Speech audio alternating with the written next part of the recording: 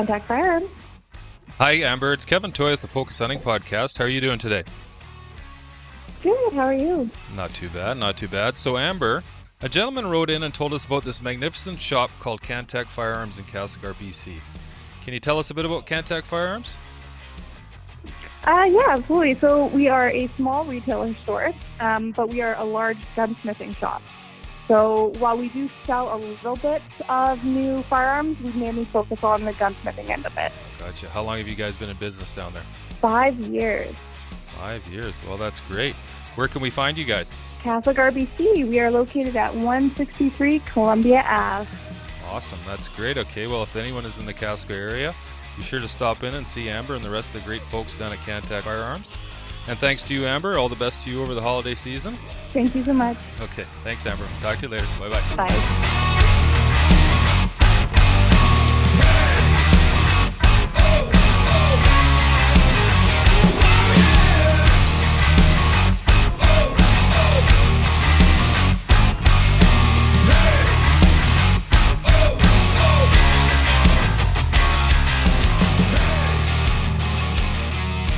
But if you're ready, maybe we'll just dive into this podcast. Let's just do this, yeah.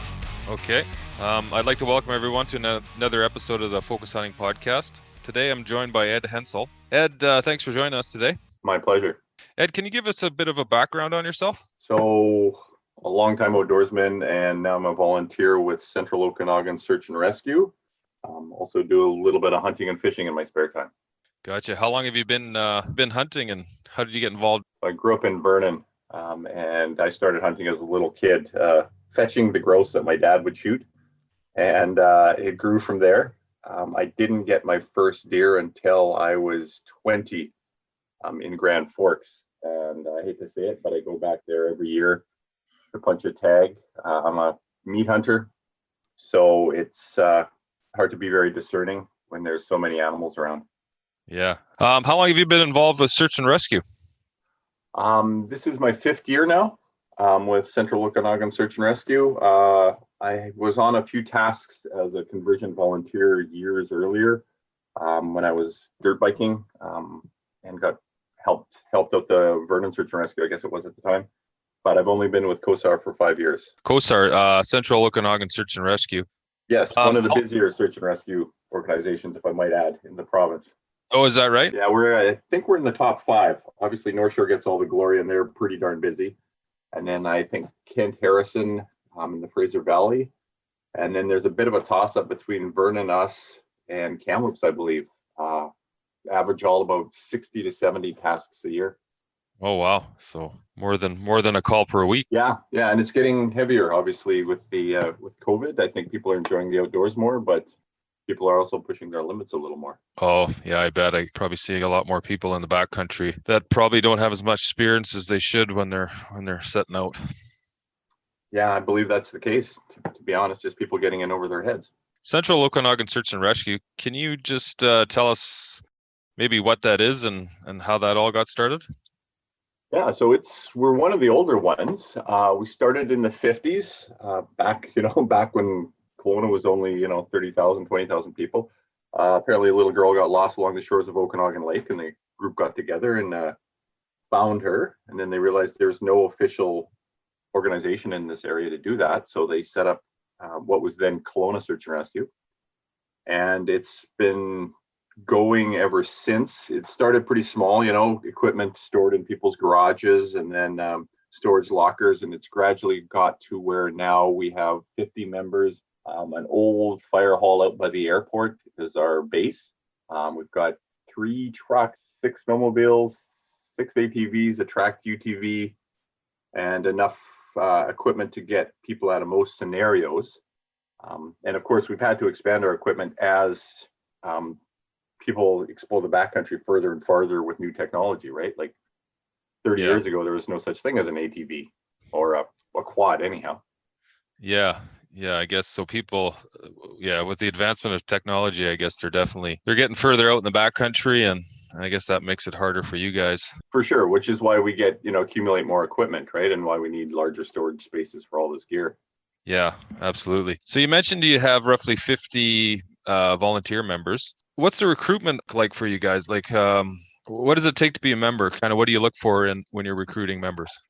That's a really good question. So it's not exactly what you'd think. You need basically two things. So you need to be knowledgeable about the outdoors, right? And we all, in our group, we all have specific skill sets. We have some guys that are great snowmobilers, we have hunters, we have hikers, and they all have that competency, right? Not to go out, in a t-shirt when it's, in the evening, not to dress for going to the lake when you're going to the summit of Little White.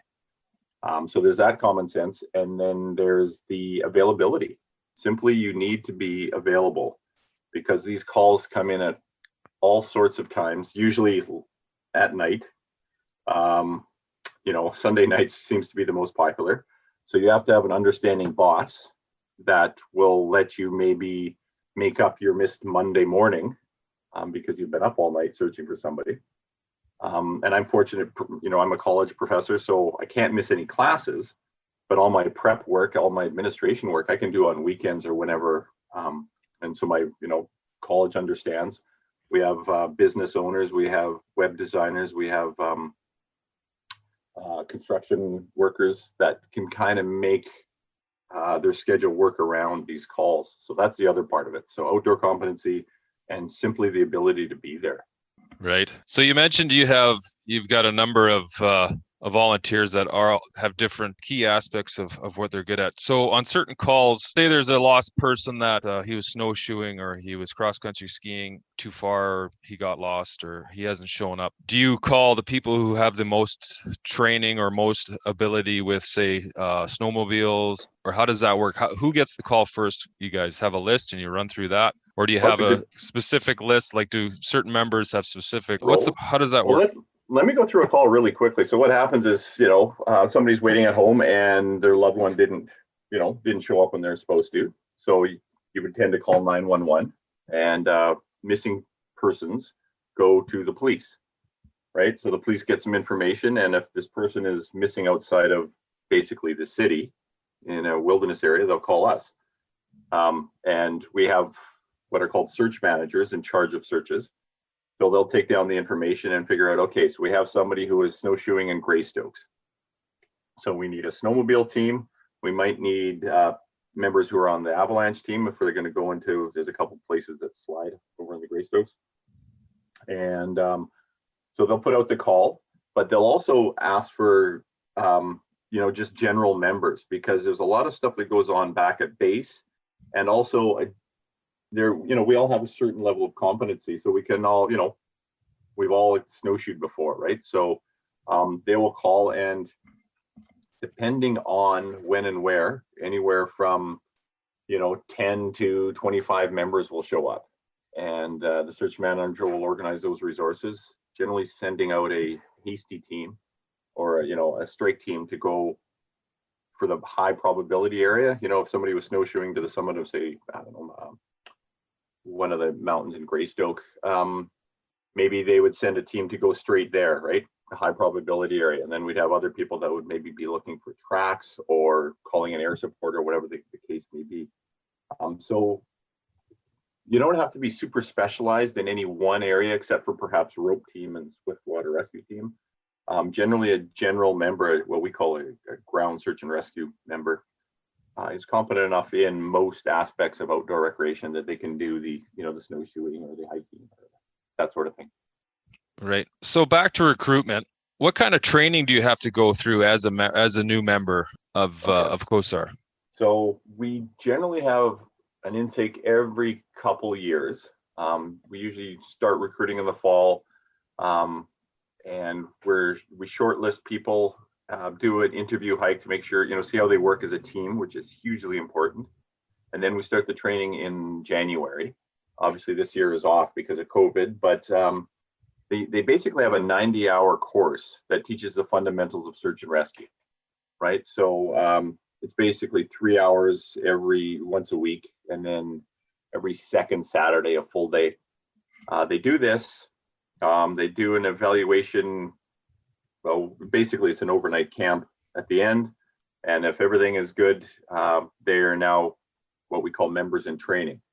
And so they have the fundamental which is the equivalent, I would argue, almost of a high school education, right? So they have the fundamentals, and then they can specialize, right? So if they want extra training, they can go take a rope course, or they can take a tracking course, or get certified on ATVs or UTV or snowmobiles or whatever it is. So they build these competencies. And sometimes it takes years. I'm still, I took a wilderness first responder first aid course a couple of weeks ago. So they're still building on stuff even 5 years later. Once your members become full-time members, what training, like what annual guidelines do you have set out for your members for training? Is there do they have to stay physically fit? So there is no hard and fast rules on fitness. There's people I would argue sort of self-select, right? Obviously, if you need a hasty team, people that are competent to go down a hiking trail really quickly. We have guys that have raced, World Cup cross country. We've got people that are, ultra marathoners. I think we had a guy who did a 250-mile race last year. So those people would be selected to go on the hasty team, right? And to ride a quad, you just want somebody who's certified, but also, the most skilled members, right? Since we only have 6 quads, and we do have members that bring their own. But there is sort of a self-selection, but you also, every year, you're sort of expected to show up to at least 50% of the meetings. So we have training once a week. And then we have, like I said, we have 60 plus tasks. You're expected to show up for at least half of those. Again, it's all volunteer, but that's why we have 50 members. If some members can't make it, you might be on vacation out of town, then, your other colleagues will step in. So the call goes out to everybody, but only those that can actually respond, show up or check in first, and then show up at staging. Right. So you mentioned it's all volunteer and they're required to show up to at least 50%. What's the average time spent by a volunteer per year? Like how many man hours does each volunteer typically put in each year? What are they required to? So there's an interesting thing with the federal government. You get a tax break if you put in more than 200 hours volunteering for search and rescue or volunteer firefighting. So that is kind of the key that people try to hit that 200.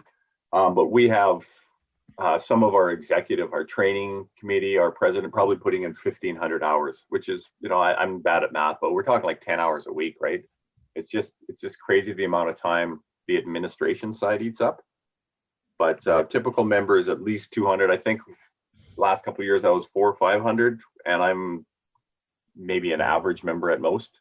Oh, wow. That's quite the involvement. It is a full-time hobby for sure, but a lot of that can be taken up on, 1 or 2 big tasks. So a group of us went down to Manning Park about a month ago looking for this young gentleman that went hiking on Mount Frosty. And there was a few 12-hour days there, right? So those, it's pretty quick, to get 24 hours in 2 days, including travel time. So it's not like you're spending time on search and rescue every day, but when a big task does come out, it's pretty quick to get some hours under your belt. So you mentioned you guys just had a rescue on Mount Frosty. Well, unfortunately, it wasn't successful. Oh, it wasn't successful. No, so that was that the hiker from Vancouver went to Manning Park. They found his car in the parking lot. Hope and Princeton SAR were originally tasked out with the search. They spent a day, couldn't find any signs, so they called in what's called mutual aid. So they put out the call for all search and rescue organizations within the area to come and help. So people from Vernon and Kelowna, Penticton, Oliver Soyuz, some of the lower mainland teams like Surrey, Abbotsford came out, and we had, some days there were 50, 75 searchers, and we basically just covered Manning Park as hard as we could. And unfortunately, there wasn't a heck of a lot of sign found. So the search was the RCMP eventually called off the search after, a week or two. I see. That's unfortunate. What do you call an unsuccessful rescue? Do you have a certain word for it, or how do you describe that? Yeah, we're fortunate we don't use that too often. It's just, the search has a couple of different phases. So this is, again, we report to the RCMP, and ultimately they're in charge of everything. We're just the volunteers. So they're the ones who decide to spend the physical search. The case is still open because the gentleman is still missing, but the physical search has been suspended because we've literally covered the whole area, or everything that the search managers believe could be searched in a safe and prudent manner, right? I mean, obviously, we're not going to send people into crevices or, undersides of glaciers or whatever, but we've covered as many of the hiking trails as we could. We had, I think, at one point there were 3 helicopters in the air. There's only so much you can do, right? I mean, you know how difficult it is to track down a deer in the middle of the woods. You just saw him run into the forest. So it's, you think, okay, I got a chance at this guy, but no, if they either don't want to be found or they're hunkered down, sometimes you're just not going to see the guy. Yeah, well, I mean, it's hard finding a deer with even if they have a blood trail, it's hard enough finding a deer. Never mind finding a human that, might not or hopefully doesn't. What would you say is the percentage of successful rescues that you guys are involved in? Oh, I think there's probably one unsuccessful one a year where the search doesn't end positively, and that's for the entire interior, right? So I can't even recall the last time we've had one in Kelowna that was unsuccessful, but some of these convergent searches where we go on a mutual aid task to help somebody out, they're not always successful, because by the time you call in other search and rescue organizations, a certain period of time has passed. So now you're expanding your search area. And if I may, this brings us around to kind of one of the key points with search and rescue is when people go out into a wilderness setting and don't leave a trip plan. A lot of times we don't have a last known position of the subject. We have a vehicle in a parking lot, for instance, Manning Park. We have a vehicle in a parking lot, but there is probably a dozen different hikes this person could have gone on. So how do you narrow it down? You start asking subjects, people that have other hikers, if they've seen this guy. But it is a real challenge, and it's hard on the searchers, and it's obviously even harder on the families. But there's only so much you can do when you don't have a really accurate trip plan. Right. I think there was they just recovered a missing hunter in the Elk Valley area a couple of days ago, I believe, and I think the search and rescuers, they had 3. He didn't have a trip plan, I'm presuming, because they didn't really have a certain location where they figured he would be. I think they had 3 locations that he was known to frequent, and I think they they tried all those areas and they found his car. And I think, unfortunately, they found his body not too far from his car. And so that's the problem, right? Time is of the essence, as you're well aware, right? I mean, especially if you're separated from your vehicle, it's it's a little harder to survive unless you have like the tent essentials and you can light a fire and set up, some sort of shelter. So if the searchers don't know where to start and they have to spend a couple of days, or the police spend a couple of days flying around in a helicopter trying to locate the vehicle to even start a search, you've lost valuable time, right? So again, that speaks to the importance of a trip plan, saying I'm going to be hunting in this area. I plan on doing this, and maybe that. So even just list the alternatives, because if you're anything like me, I plan on going to one area, but suddenly you go, hey, you know what? That valley looks good. Maybe I'll drive up there instead. But if that's part of my trip plan, at least somebody will know where to look. If somebody, say you have a trip plan and you have loved ones or people are expecting you back, say you suspect somebody might be in trouble, when's a good time for a concerned party to, hit that panic button? That's something you tend to work out with the people that you leave behind. Right. It tends to be dark. I hate to say it, but we get the call, in the fall, so hunting season, it's dark. Somebody isn't home by dark, so maybe the family gives them an extra hour, and then they call. There's no requirement to wait 24 hours or 48 hours, and unfortunately, we have had this before in the past where people saw on TV that you got to wait 48 hours. That is not the case. You call right away and you let the police make the decision, right? If it's an experienced hunter who's used to going out for multi-day trips, they might not launch a search right away. Where if it's 18-year-old first time hunting by himself, the cops might launch something that night. So let them make the call. But again, that's something that you set up with your party. When do you want to call into cavalry, as it were? Right. You said most of them occur at night. I'm assuming that makes your guys' job a lot harder. It is, but it's part of the deal, right? I mean,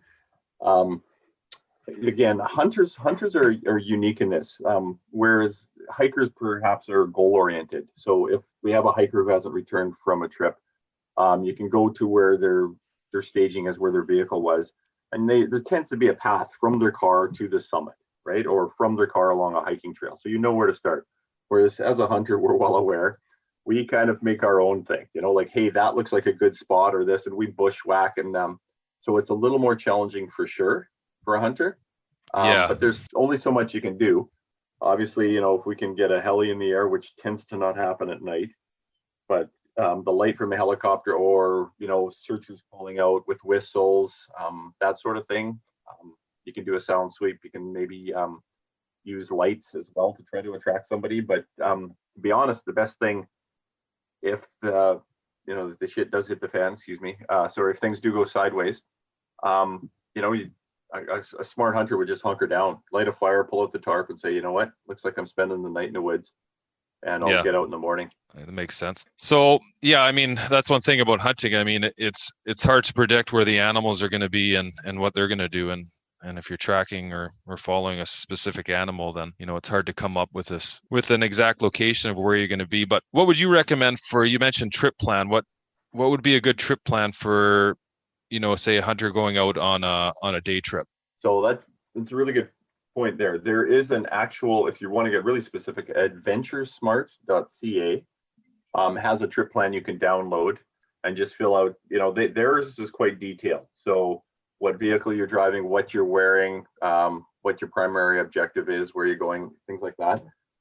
At the very least, people should know where to find your vehicle and where you're planning on heading. And like I said, a lot of times these change, or you might have multiple spots that you're going to check out.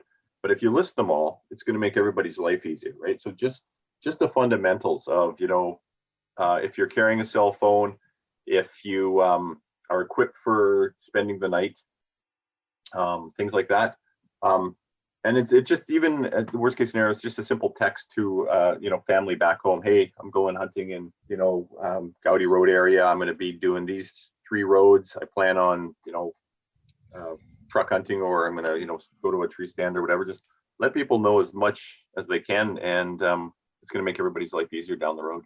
Definitely. Yeah. I mean, most of my hunts are 3, 4, or sometimes longer, and they're backpack trips. So, but I carry one of those. I have a Spot X that I carry just because, my wife she would absolutely not let me go if I didn't have that with me, just so I can stay in contact with her on a daily basis. But do you use a Spot X or one of those InReaches yourself? InReach, yeah, I'm a fan of InReach myself, as is COSAR. I think we've got 4 or 5 of them for tracking searchers, but either or works. Any personal locator beacon. Now, they're not perfect, right? Obviously, batteries can die, and there have been issues where they'll send out the wrong coordinates. There's a margin of error sometimes, but it's certainly better than being middle of nowhere where there's no cell service, and there's it's very difficult to attract anybody's attention, right? So this is, I think what are they? You can get them for a couple $100 plus a subscription fee. Yeah, they're not much anymore. I think I paid $200 I have the Spot X Messenger just so I can communicate back and forth, and I pay, I think, $15 a month. So really, it's not a lot. No, and I know for a fact they have been using successful rescues before, fair number of times. There've also been some false alarms. These things occasionally go off, but literally, I think your life is worth $250. I mean, that's the price of a decent knife. I mean, you can't even get a decent scope for that anymore, right? So no, well, that's just it, and that's the thing. Guys go out and they spend $500 on a hunting jacket and $300 on a set of pants, and they're spending a couple grand on a rifle. So really, what's a few extra $100? So one question I have for you that I've always wondered: when you hit that SOS button, how does that action get to you guys? Okay, that's a really good point. So it communicates via satellite, right? So the same satellites that use, give you coordinates on the GPS, will take this signal and they'll send it off. And I think Spot is based in Texas. So it'll go to a central agency in Texas who will find out who the local agency is. So your Spot, even though it's registered to you in Kelowna, you could be using it in, the Caribou, or you could be using it, in the far north, right? So they will find out where that where the distress call came from, and they'll contact the local agency there. So the RCMP in, Lillooet or whatever. And then it's up to that RCMP to initiate the search, right? And they tend to be pretty proactive on that. So when a distress signal comes out, it's usually deemed to be real. So they'll get in touch with search and rescue right away. Gotcha.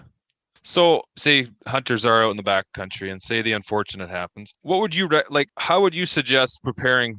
Well, just say, for instance, that a hunter goes out and he's truck hunting, but he sees a deer and he gets out of his truck and he decides to go pursue that deer, and he trips and breaks his leg and he's unable to get back to his truck. What should he do then next? Like, what's the next step for him to ensure that he's going to be alive in the morning? What would you recommend? So that brings us back to the 10 essentials, which is kind of a go-to for whatever sport you're involved in. But, so everything, the 10 essentials includes everything from, fire starter, a shelter of some sort, whether it's a big plastic bag or a tarp or something like that, a little bit of food and water, some extra clothes, headlamp, and some sort of navigation, right? So whether it's a personal locator beacon or a GPS or whatever. So let's be honest. If you've broken a leg, that's about as bad as it's going to get, right? Unless you've got a compound fracture or you've ruptured a artery or something like that. But generally, a broken leg is a broken leg. And of all the searches or all the rescues we do, there's maybe 2 a year where the subject is critical. That if we don't get an intervention in place right away, the subjects could die. Most of the time, it's somebody's fallen, they've broken a wrist, they've broken a leg, they've broken their knee. They're not getting any worse. It's just they're in a lot of pain and they're not mobile, but that's the extent of it, right? So you got to be prepared to hunker down. So if you file the trip plan or you have a spot and you can set out an SOS, then you got to look after shelter and a fire.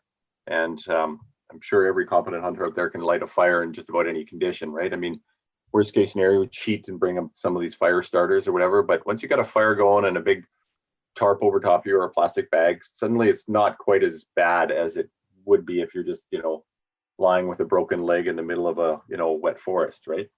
So just be prepared to wait then.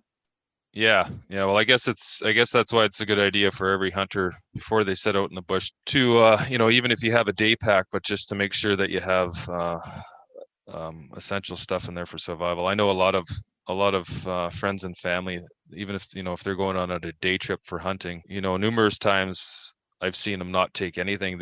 They have the comfort of their vehicle, so they figure they're not really worried about it. But I mean, even if you get a flat tire or your truck breaks down or your truck dies, you still have to be prepared for an emergency situation. So yeah, well, that's a lot closer to home than you think. I think 2 years ago we had a gentleman who perished on a hunting trip in the Philpott Road area, and this man, he was very, very experienced. I think he was in his early 70s. But he had been hunting, 65 of those years, right? The man knew everything there was to know about it. He told people he was going to go hunting in this area, gassed up his truck and drove around, and he continued to expand the search area. He spent some time hunting. And when he didn't come home that night, we were called. So this was October, I believe, October 2018. We were called and we got out there and it started snowing. Right, so the conditions deteriorated rapidly and hid any sign, right? So any tracks that he would have made through mud puddles or whatever were now obliterated. So we searched for 6 days before another group of hunters ended up finding his body. And it turns out that his truck had got stuck in a creek crossing. So, sometimes logging companies will put some logs across a creek. This guy's truck got stuck there. He wasn't really mobile, but he decided he was going to hike out, and he started walking, and he didn't make it very far before he succumbed to that snowstorm. If things would have been a bit different, if he would have been a little more specific on his trip plan, exactly what roads he was going to take, if he would have been hunting with a partner, right? There's a bit of a saying in search and rescue that if you have an accident by yourself, it's a tragedy. If you have an accident and somebody's with you, then it's a witness tragedy. But if you've got 3 people, then somebody's gone for help. And so this guy, unfortunately, was by himself, so there's no one to go for help. He didn't stay with his vehicle. He didn't have proper clothing, right? Because he was truck hunting. You don't really need much, right? You can truck hunt in a t-shirt for crying out loud. Yeah. So he didn't have any of that gear, right? He did. I don't know whether he had any fire starter, but he, we didn't stay with the vehicle and light a fire, stay warm. I mean, you can stay in your vehicle until, you run your gas tank. So he made just a series of minor little errors, right? That came back to bite him in the butt. And it's really sad because by all accounts, I mean, there was family and friends out looking for this guy. He had a huge support network, right? He was a really popular man and a very competent outdoorsman, but just a couple of little mistakes add up, as we all aware, right? Yeah. You go tracking down, you did a bad shot, you got a blood trail that you're following, and you're now a kilometer or two from your vehicle, and like you said, you break your ankle, and suddenly you realize, oh, I left my pack back in the truck. All I got with me is a knife and a bone saw or whatever. Stuff suddenly gets real, and it's being prepared for these little things, right? I mean, you can have basically the 10 essentials in a pack that's, a 3-4 liter little pack, right? A hip pack, just enough to keep you alive for a couple days until help comes.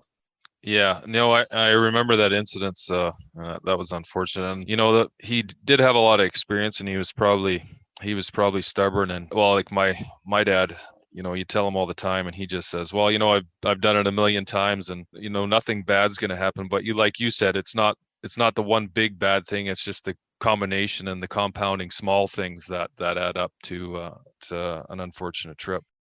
Yeah, it's like a car accident, right? I mean, I haven't been in one in a while, but I still wear my seatbelt just in case.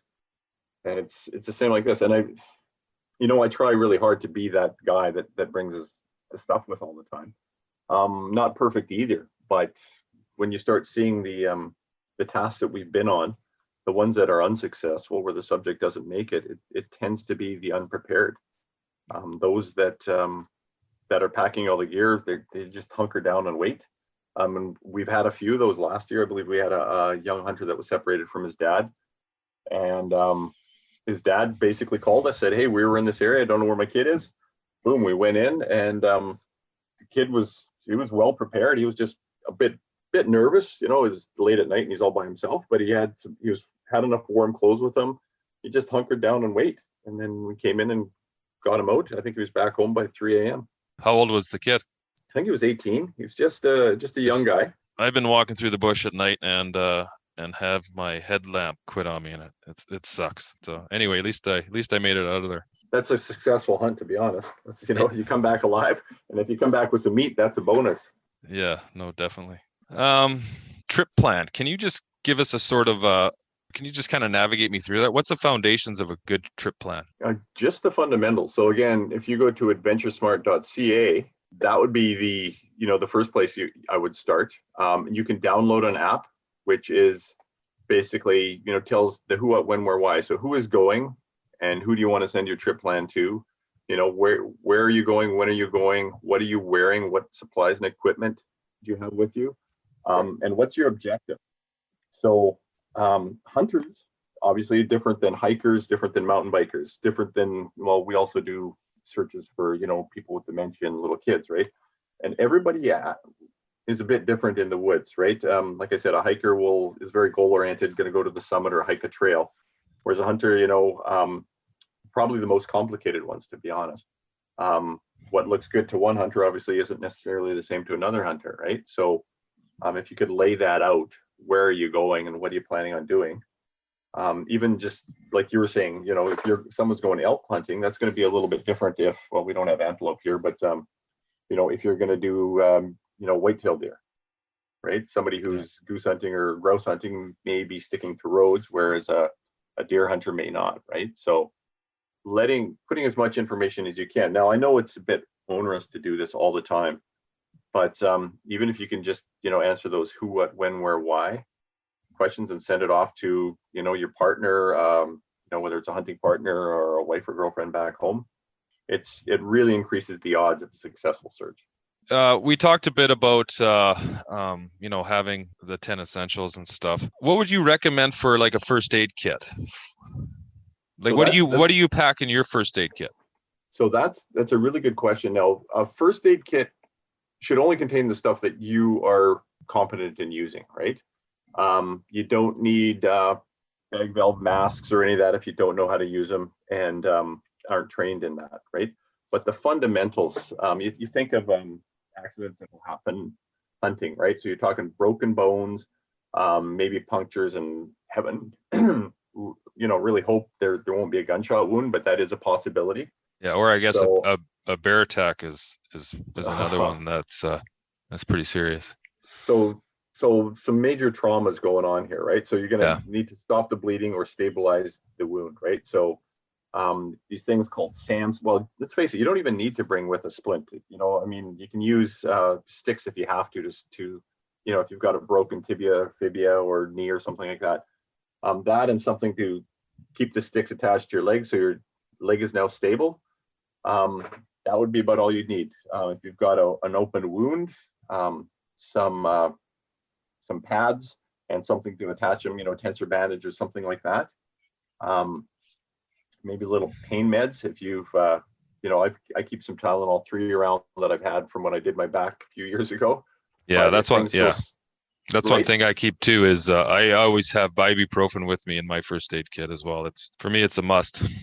It's those little things, and maybe some antihistamine, right? I mean, I just read an article a while back where allergies tend to actually, in some people, they get worse as they get older, right? So you might not have been affected by a bee sting when you're 10, but now you're 30 or 40, maybe it affects you worse, right? So simple little antihistamine in your pack, and that would be that could, well, literally it could save your life, but at least it could make you a lot more comfortable if you do get nailed by a bee and suddenly have a reaction, or your partner has a reaction, right? Maybe buddy didn't know that he's allergic to, what do we got now? Murder hornets running around? Yeah. And not that I'm trying to jinx anybody, but suddenly that's a bit of a game changer, right? From a honeybee that gets you, that's just an inconvenience. Yeah, well, those things, I think you can hit those things with your rifle. They're so big. Exactly. I'm looking for recipes, Thanksgiving recipes now for murder hornets. That's one thing I struggled with. I went on a 7-day goat hunt this year, and I really struggled with my first aid kit.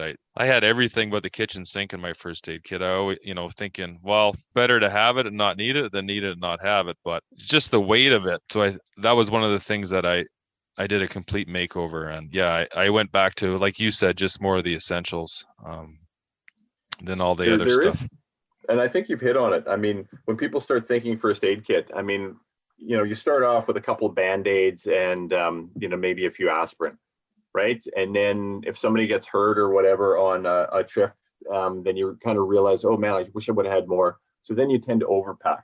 And for a while, I remember after getting my OFA 3, I used to drive around in my car with basically a trauma bag. I mean, I didn't have the training necessarily to use all this stuff, but I had enough equipment to, that it looked like a small emergency room. And now I'm kind of in the middle where you think, okay, so what are people going to die from, right? I mean, you got your ABCs, so airway, breathing, bleeding, and I can't even remember the ABCs now. Hang on here.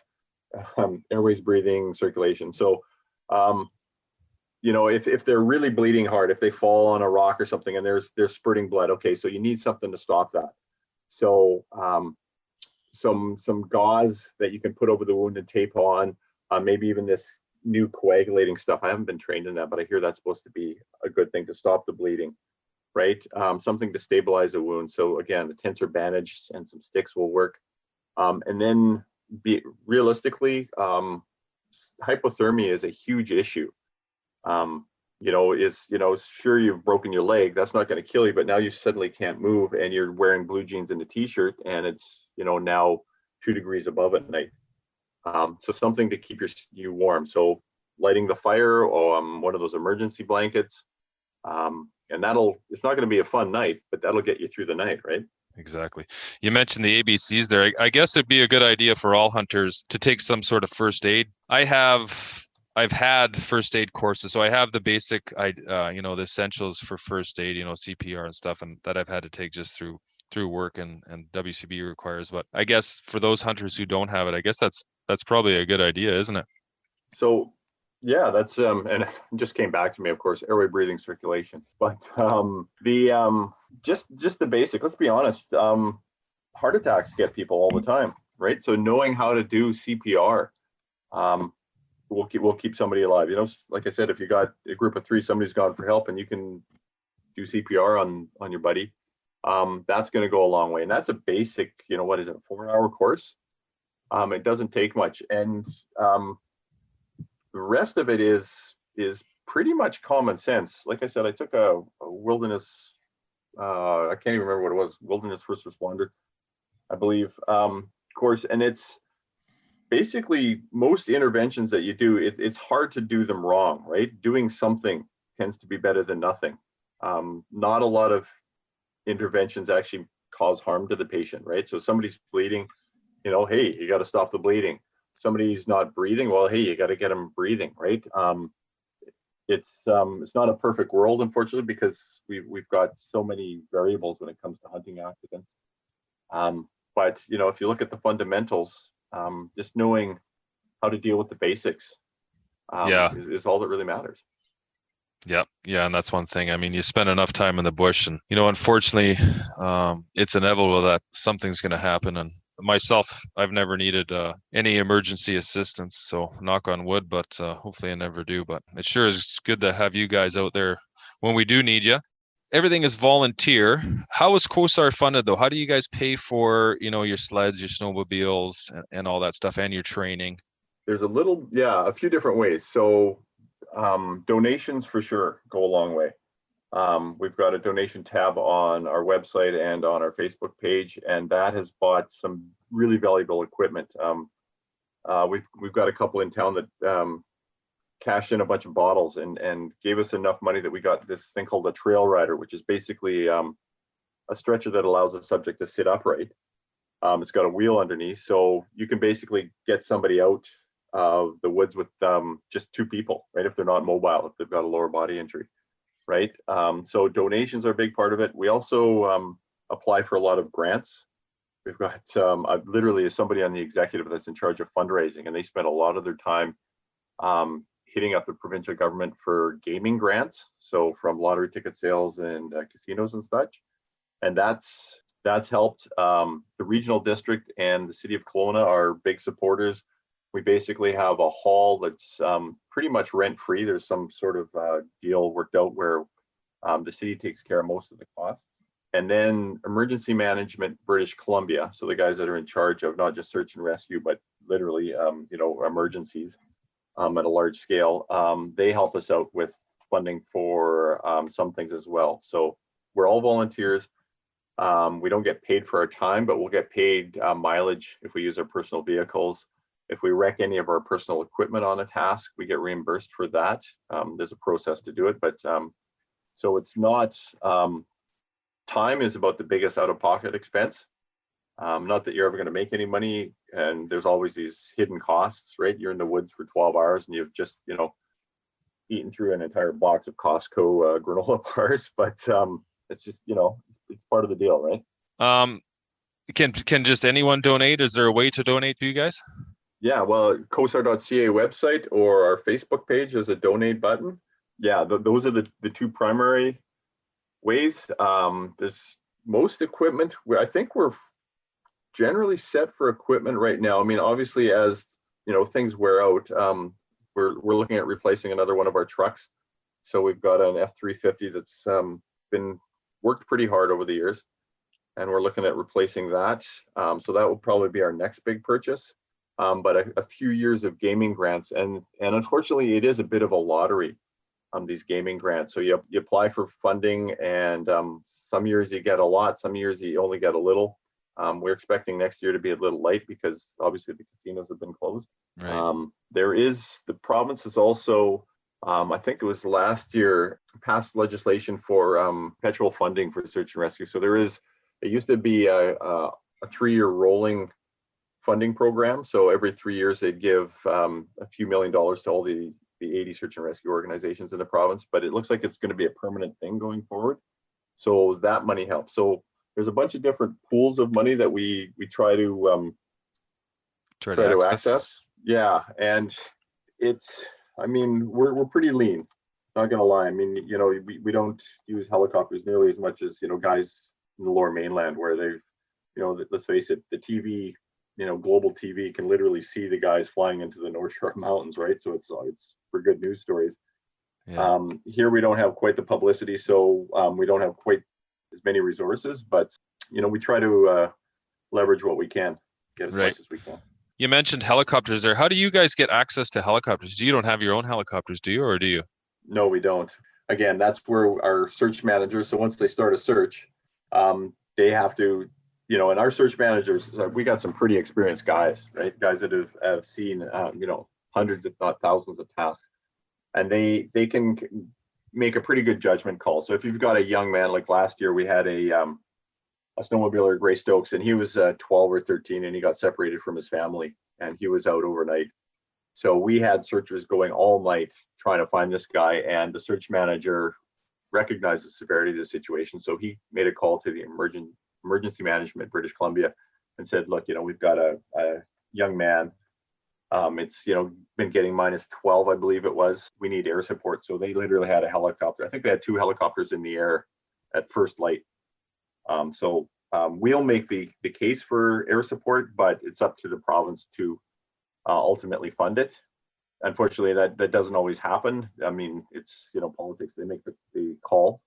And I know a lot of times, again, because we are tasked out by RCMP, a lot of times the police will use their helicopter, their air resource to start, right? While we're waiting for the province to okay a helicopter, the cops will fly around and, whenever, I forget what the local helicopter is, Air One or something like that, but we'll use their helicopter. That must have been pretty scary for that young man, 12 years old, and -12 at night. That's just that's happened a few times. This young guy was, again, reasonably prepared. He was with his snowmobile, so he had a little bit of gear with him as well. I think he had like a dozen of those hot packs that he so he hunkered down by a tree, and he just, it was an uncomfortable night, but he survived. There's been a few where last year before, backside of Big White, a skier went out of bounds and ended up going in the wrong direction. And that was a cold one. That was like -22. And our guys got there.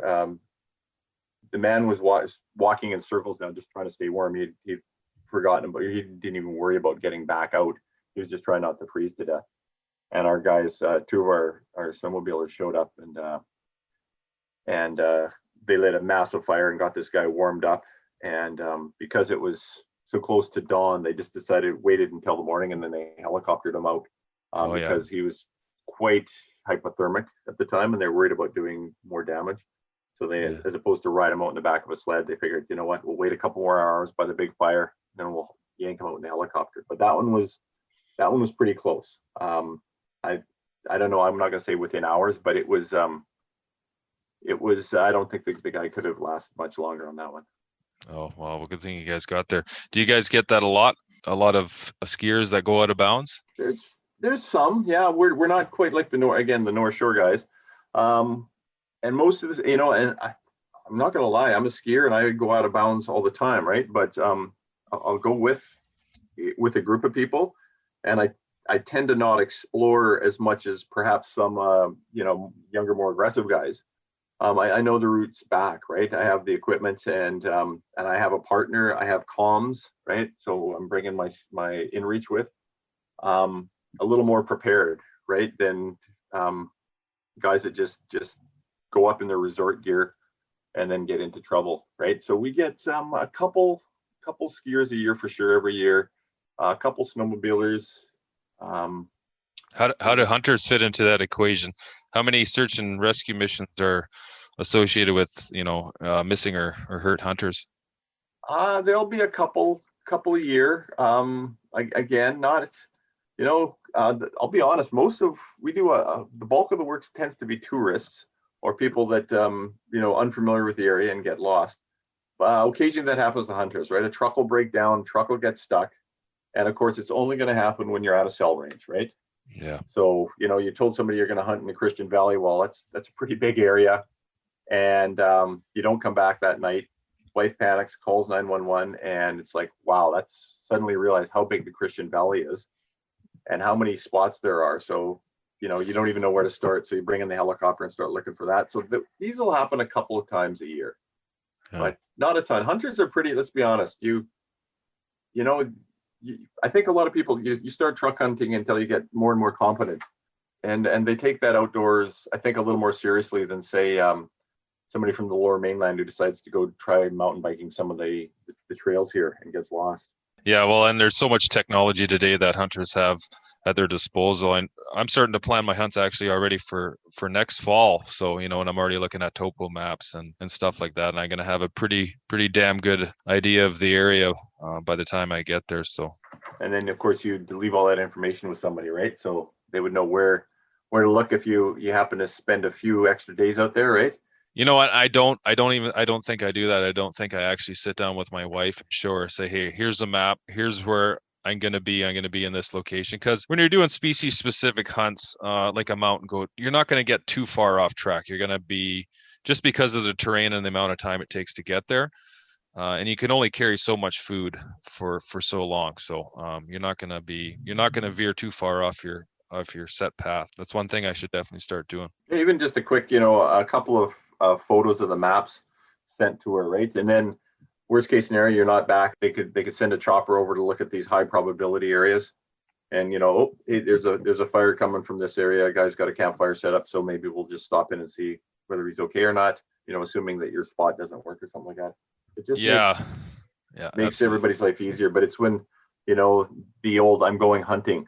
And you'll see this all the time on Castanet, right? Police are asking the public's help in locating a missing, 30-year-old, and they have a picture of his truck because he just basically told his family he's going hunting and didn't say where, didn't say when he'd be back. But it's been a day now, and now we're looking for, a grade 4 F-150 somewhere in the North Okanagan. Yeah. And don't even know where to start, right? So that's the problem. With truck hunting and day hunting, I think you feel that you do have that security of the vehicle, and the worst case scenario is you're going to get a flat tire. But like you said, you're not finding animals in the area you think you will, and then you start looking at new areas, and then of course there's no cell service, and then your engine blows, and then it's dark. When you're walking, everything looks different than when you're driving, and then when it gets dark, and when you're truck hunting, you might not have those essentials you need for an overnight stay. So it's definitely good to plan for the worst and hope for the best, I guess. Yeah, exactly. And even just realizing that, hey, staying with the truck, lighting a big fire will be better, probably more likely to be found that way. But if you do walk, do you have enough clothes to stay warm for? And Lord knows we can cover a lot of area truck hunting. You can get way back, and next thing you know, like, wow, 50K that's a long day, not gonna lie. Yeah, well, and just the amount of road access that there is. You go in the backcountry, and there's guys are cutting roads for their quads, and then sure enough, you got 10 quads going through there, and then all of a sudden you have a pickup truck going through there, and then guys are making roads where they shouldn't be making roads, and that's how you get yourself into trouble. Yeah, that's a problem too, right? When these roads don't even appear on maps, it's tough to launch a search. So if even if you can narrow that area down a little bit, and like I said, if it's a broad area, maybe they bring in the aircraft right away to see whether they can see anything from the sky, which isn't always as good as it sounds, because a lot of times, especially in the Okanagan, right, our falls tend to be that gray overcast. Helicopters are useless, right? Right. So it doesn't always work that way, right? Yeah, well, yeah, exactly. And then if your rescue team is, they're looking at a map, and if they know the guy's truck hunting, then they're going to be most likely they're just going to be looking for road access and stuff like that. And if guys are making roads that aren't on any maps, it's going to be harder to find them in the unfortunate event of an emergency. Yeah, exactly. So anyway, Ed, we're getting on an hour here, and I know you got lots to do, and I want to thank you for coming on today and sharing us your knowledge and telling us a bit about search and rescue. Absolutely, my pleasure. So on that note, check out cosar.ca, our website, and adventuresmart.ca for the 10 essentials and the trip plan app. Makes everybody's life easier there. You betcha. Now, I know you're a hunter, but do you think you got time to share a quick hunting story with us? What's your most memorable hunting trip? I unfortunately am not an epic hunter. I am full on meat hunter. And like I said, my folks live in Grand Forks.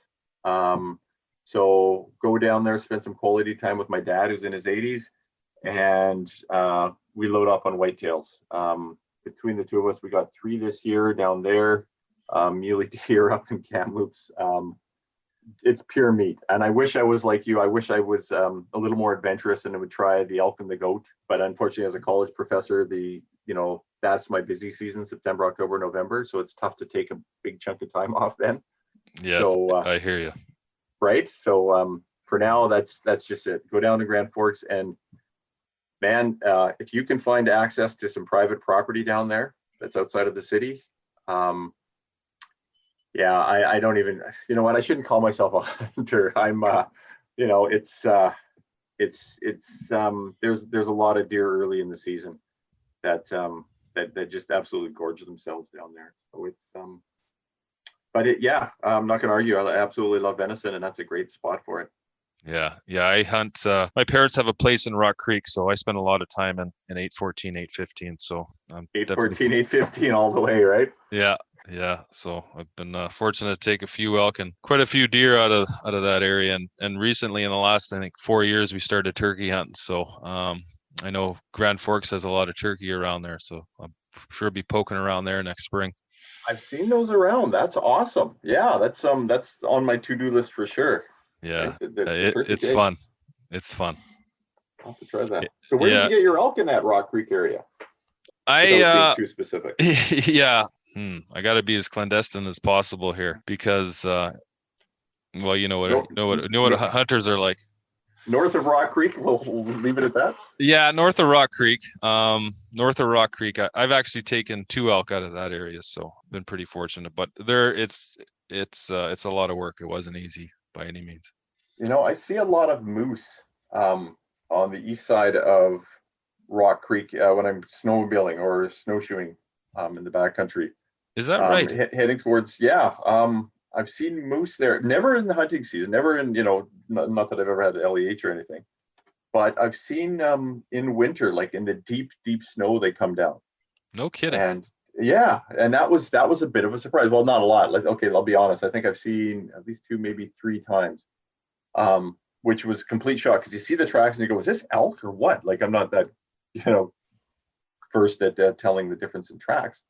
And then sure enough, there's one down there just absolutely eating the little, the heck out of a small tree.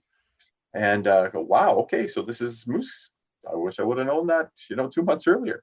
Yeah, well, it's funny. I put in for an LEH in 814 every year, and I've never gotten an LEH draw. And I mean, I don't want to get going down this rabbit hole of LEH draws, but my cousin in the last 7 years has had 2 LEH draws in Region 814. My brother had this year in 2020, he had an LEH draw. And yeah, we do see sign of moose everywhere. And man, we searched and searched and searched. We could not find a moose for the life of us. But yeah, I'm glad. Like I said, I've seen tracks, I've seen scat. I've never actually seen a moose in 814. So I'm definitely happy to hear that you have. That'll keep me optimistic. Again, thanks, Ed, for coming out. It's been a lot of fun, and hopefully we can get you on the show again sometime. Yeah, well, thanks for having me, Kevin. I really appreciate it. Good luck out there. Okay, we'll talk to you later. Bye. Cheers. Bye. Okay, everybody, thanks again for tuning in to the Focus Hunting Podcast. Before you go, I want to remind you all, Hunters for BC, BC's Interior Chapter SCI. If you guys aren't already members, make sure you go to their webpage, click that membership button, sign up today.